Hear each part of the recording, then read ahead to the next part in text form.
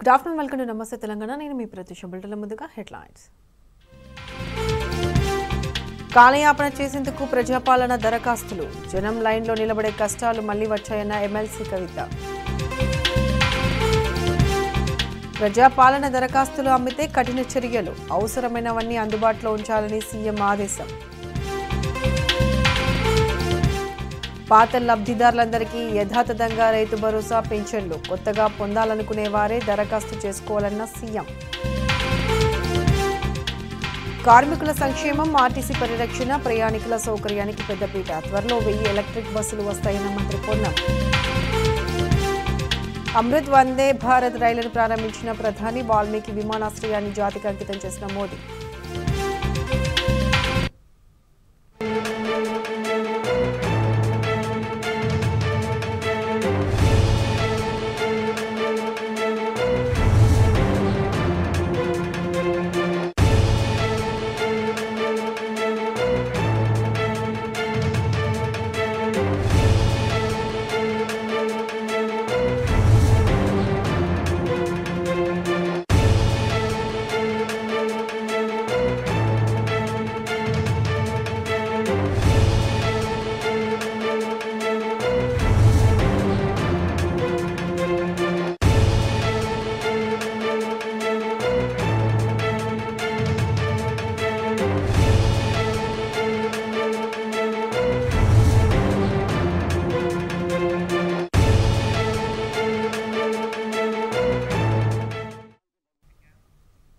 అనుకున్నదంతా జరిగింది. కాంగ్రెస్ పాలనలో కరెంటు కష్టాలు తప్పవని తేలిపోయింది. ఎడాబెడా కరెంటు కోతలు విధించడంతో రైతులు ఏకంగా కరెంటు తీగలు పట్టుకుని నిరసన వ్యక్తం చేశారు. యాదాద్రి భువనగిరి జిల్లా మునుగోడు సంస్థాన్ నారాయణపురం మండలం వావిళ్లపల్లి గ్రామంలో రోజుకు 8 గంటల కరెంటు మాత్రమే ఇస్తున్నారు. అది కూడా ఉదయం 4 నుంచి 7 గంటల వరకు, మధ్యాహ్నం 12 నుంచి 2 గంటల వరకు, సాయంత్రం మరో 3 గంటలు మాత్రమే కరెంటు ఇస్తున్నారని రైతులు అంటున్నారు. కరెంటు కోతలతో 4 రోజుల్లో 4 సార్లు ట్రాన్స్ఫార్మర్ కాలిపోయిందంటూ రైతులు ఆందోళనకు దిగారు. కరెంటు తీగలను పట్టుకుని నిరసన వ్యక్తం చేశారు. వెంటనే తమకు కొత్త ట్రాన్స్ఫార్మర్ కావాలని డిమాండ్ చేశారు.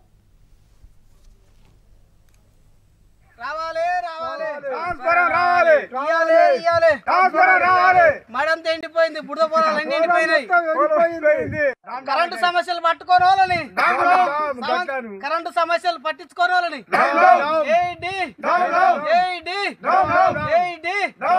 తక్షణమే మాకు కరెంటు సమస్యలు తేలాలని చెప్పి మేము కోరుకుంటున్నాం. ట్రాన్స్ఫారం ఇవ్వాలి, తక్షణమే మాకు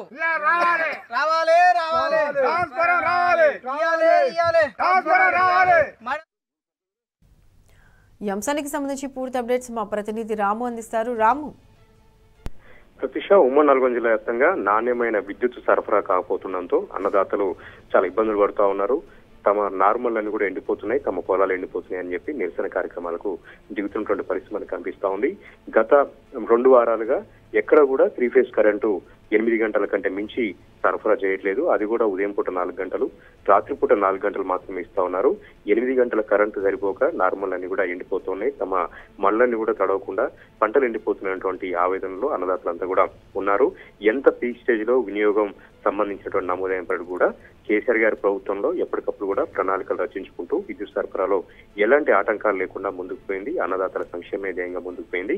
కానీ కాంగ్రెస్ సర్కార్ మాత్రం విద్యుత్ విషయంలో కొంత ఇబ్బంది పెడతా ఉంది. విద్యుత్ విషయంలో ఎక్కడ కూడా ప్రణాళికలు లేకుండా ముందుకు పోతుండటంతో నాణ్యమైన విద్యుత్ సరఫరాగా రైతులు ఇబ్బంది పడుతున్నారు. దానికి తాజా ఉదాహరణనే మునుగోడు నియోజకవర్గం.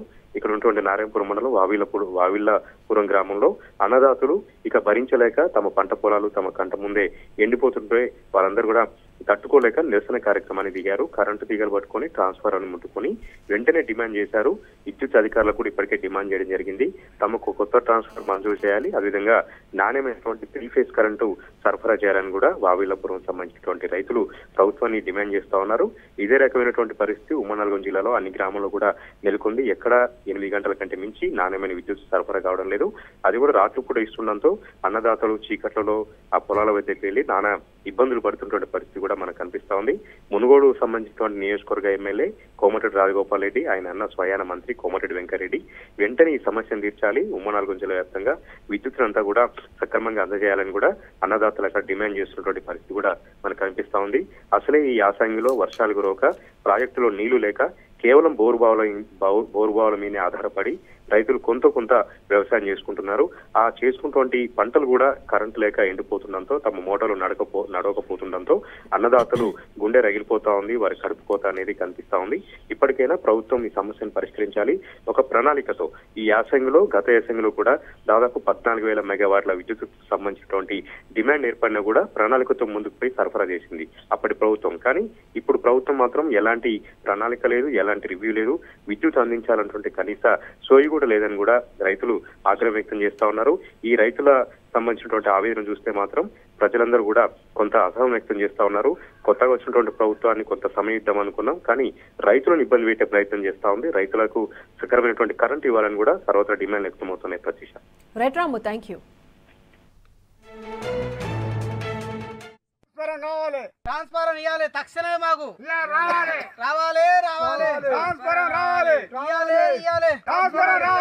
మేడం. అనుకున్నదంతా జరిగింది. కాంగ్రెస్ పాలనలో కరెంటు కష్టాలు తప్పవని తేలిపోయింది. ఎడాబెడా కరెంటు కోతలు విధించడంతో రైతులు ఏకంగా కరెంటు తీగలు పట్టుకుని నిరసన వ్యక్తం చేశారు.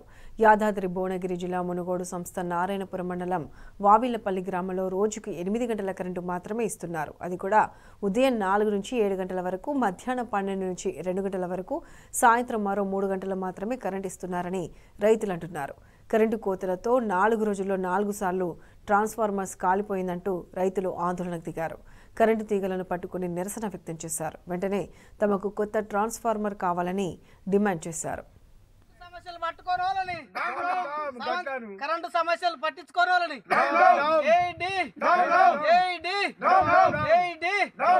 తక్షణమే మాకు కరెంటు సమస్యలు తేలాలని చెప్పి మేము కోరుకుంటున్నాం. ట్రాన్స్ఫారం కావాలి, ట్రాన్స్ఫారం ఇవ్వాలి, తక్షణమే మాకు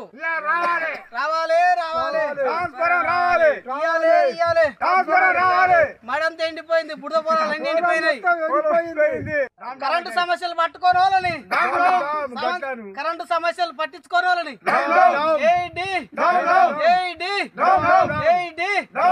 తక్షణమే మాకు కరెంటు సమస్యలు తేలాలని చెప్పి మేము కోరుకుంటున్నాం. ట్రాన్స్ఫారం కావాలి, ట్రాన్స్ఫారం ఇవ్వాలి, తక్షణమే మాకు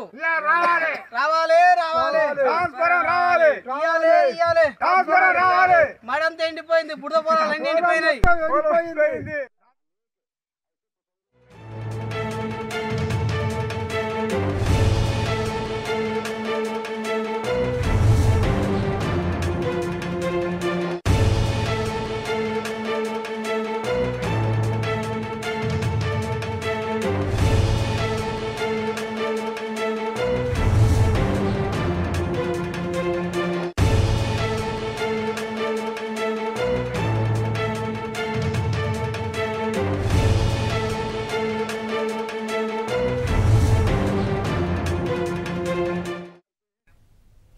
వరంగల్లోని ఎంజీఎం ఆసుపత్రిలో అర్ధరాత్రి కరెంటు లేక రోగులు నానా ఇబ్బందులు పడ్డారు. దాదాపు 2 గంటల పాటు కరెంటు రాకపోవడంతో అత్యవసర చికిత్సకు వచ్చిన పేషెంట్లు ఆపసోపాలు పడ్డారు. వెంటిలేటర్పై ఉన్న ఒక రోగి చనిపోయాడు. దీంతో అధికారుల తీరుపై రోగులు, ప్రజలు తీవ్ర ఆగ్రహం వ్యక్తం చేశారు.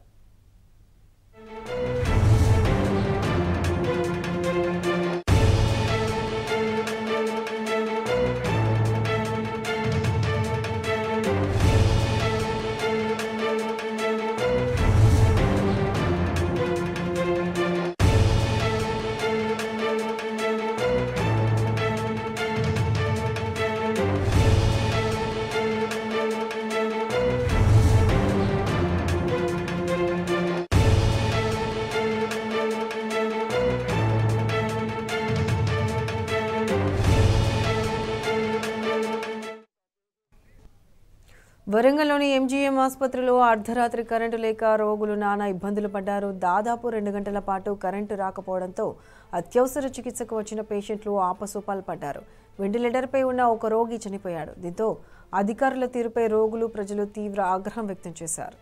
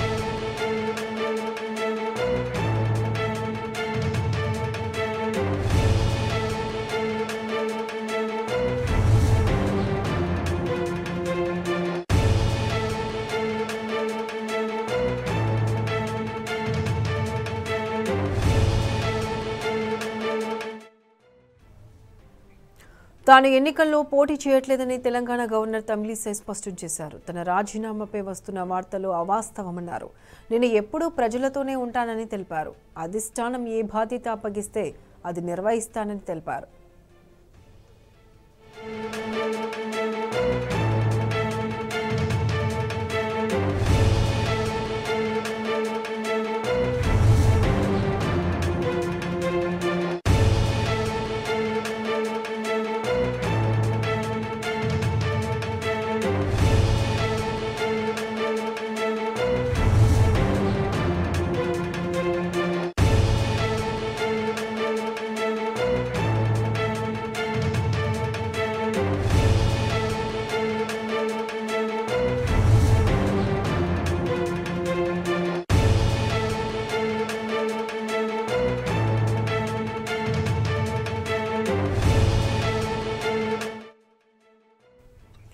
రాష్ట్రంలో అభయ హస్తం దరఖాస్తుల స్వీకరణ కార్యక్రమం గందరగోళంగా తయారైంది. సందట్లో సడేమియాలాగా దళారులు చెలరేగిపోతున్నారు.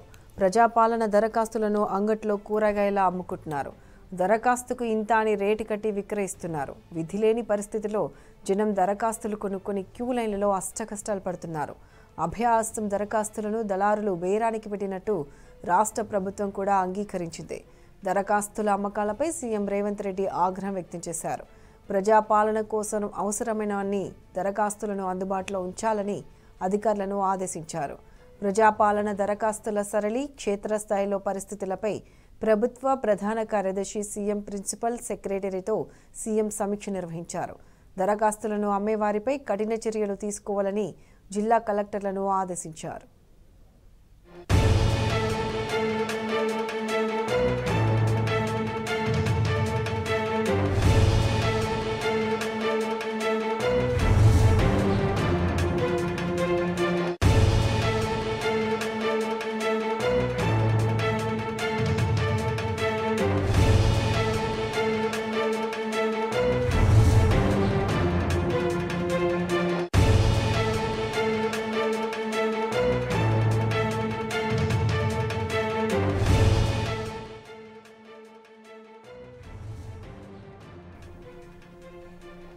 ఇచ్చిన హామీలన్నీ కాంగ్రెస్ పార్టీ అమలు చేయాలని ఎమ్మెల్సీ కవిత డిమాండ్ చేశారు. అభయహస్తం దరఖాస్తుల స్వీకరణ ప్రక్రియ గందరగోళంగా మారిందన్నారు.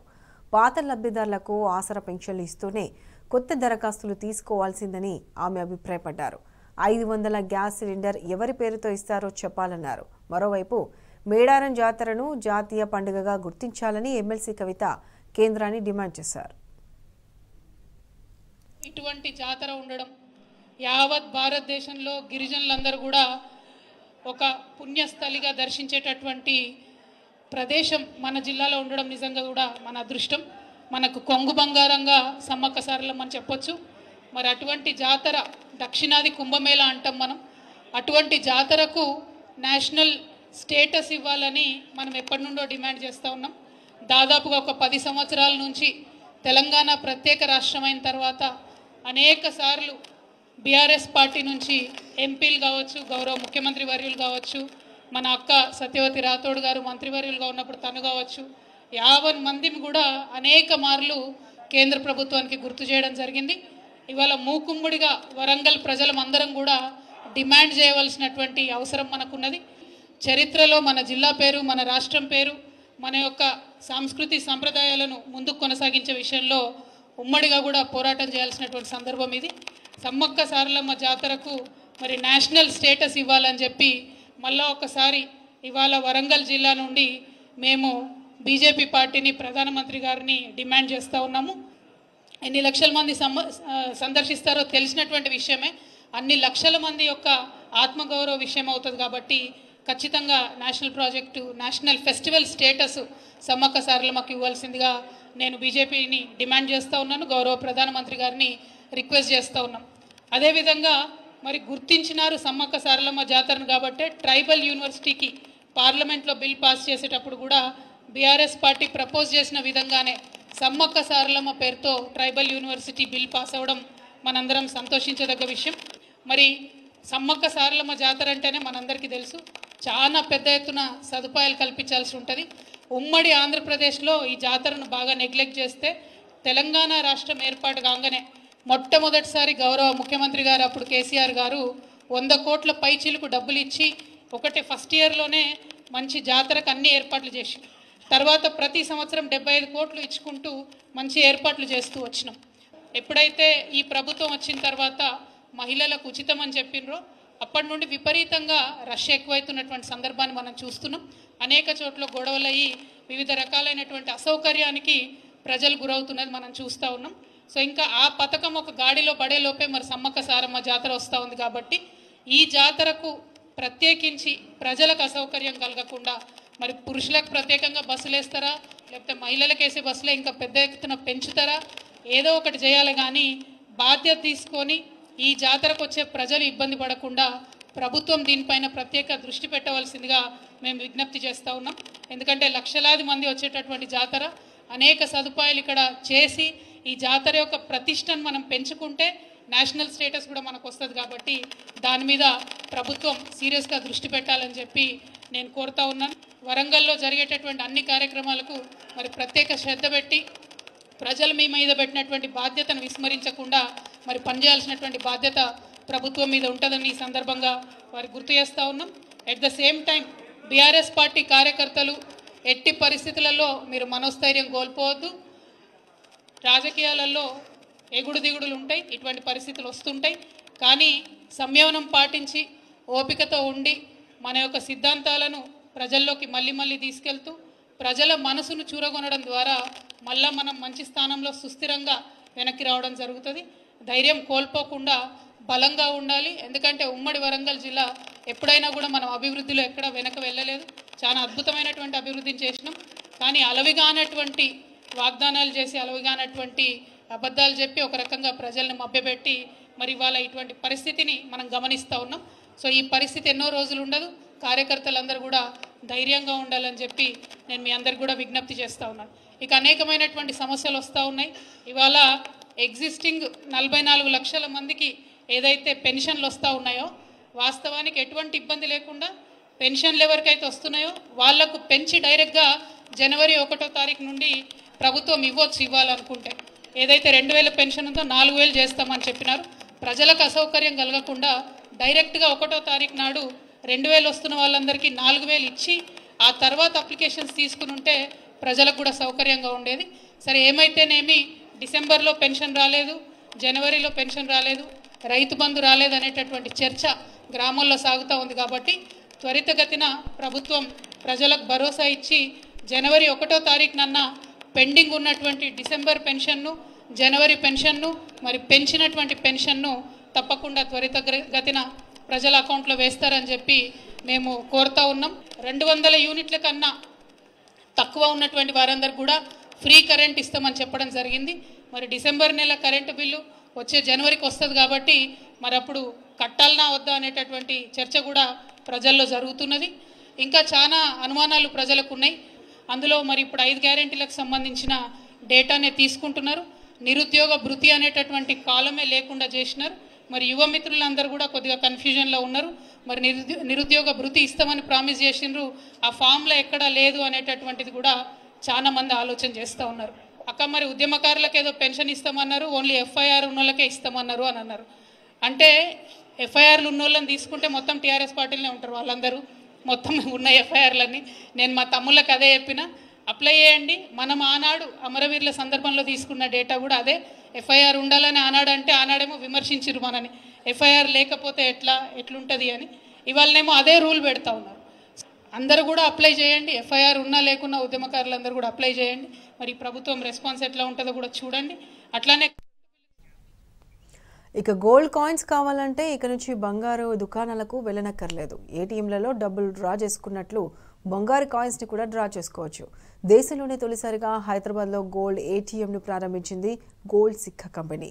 దానికి ప్రజల నుంచి మంచి స్పందన రావడంతో అమీర్పేట మెట్రో స్టేషన్లో మరో గోల్డ్ ఏటీఎం అందుబాటులోకి తెచ్చింది.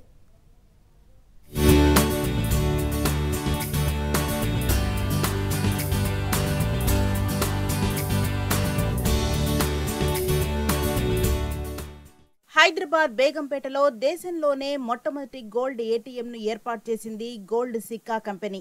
అక్కడ రెస్పాన్స్ అదిరిపోవడంతో అమీర్పేట్ మెట్రో స్టేషన్లో పసిడి ప్రియుల కోసం గోల్డ్ ఏటీఎం అందుబాటులోకి తీసుకొచ్చారు. ఈ ఏటీఎం ద్వారా గోల్డ్, సిల్వర్ కాయిన్స్ కొనుగోలు చేయవచ్చు. ఇందుకు గాను డెబిట్, క్రెడిట్ కార్డ్, యూపీఐ ద్వారా పేమెంట్ చేసే వెసులుబాటు కల్పించారు.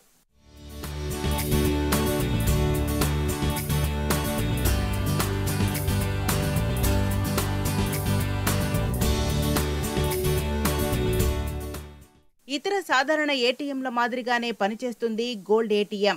మొదట ఏటీఎం స్క్రీన్ పై click here to buy gold అనే ఆప్షన్ కనిపిస్తుంది.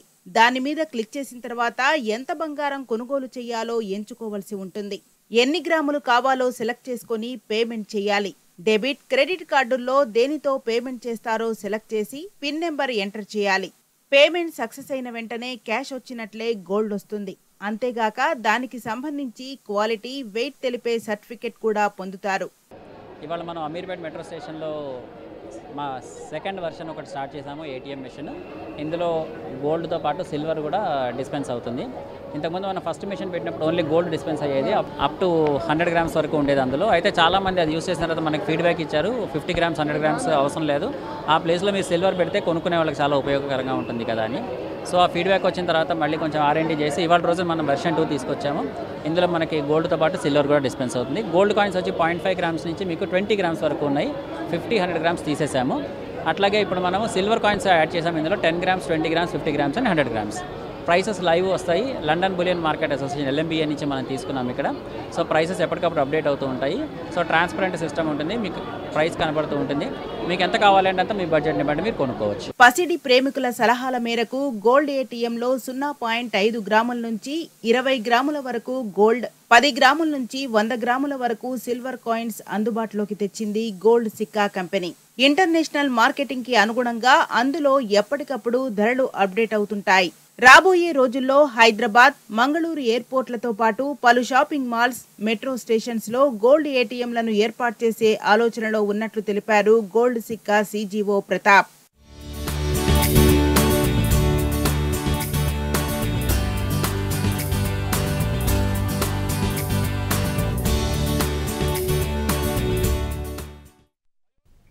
ఇవి bulletin updates. Keep watching T News.